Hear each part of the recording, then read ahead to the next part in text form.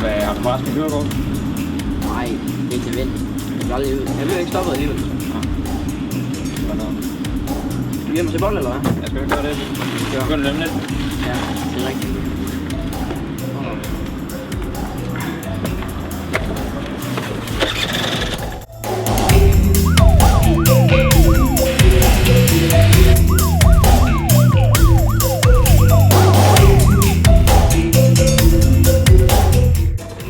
Sluk motoren der, du.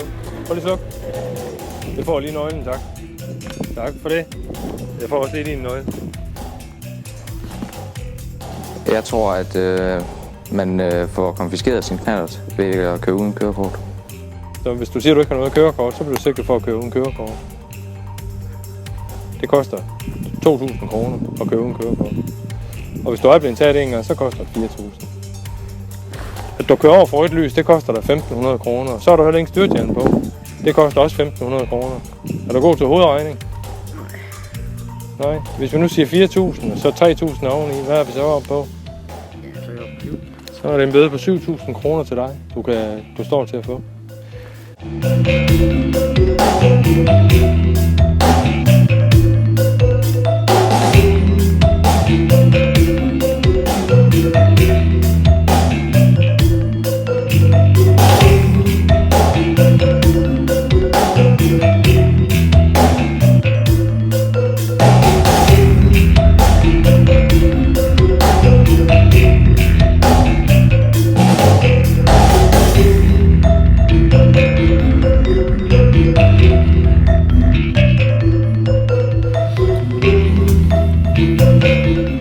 Ja, nu har jeg bestået, og det var ikke så vanskeligt overhovedet.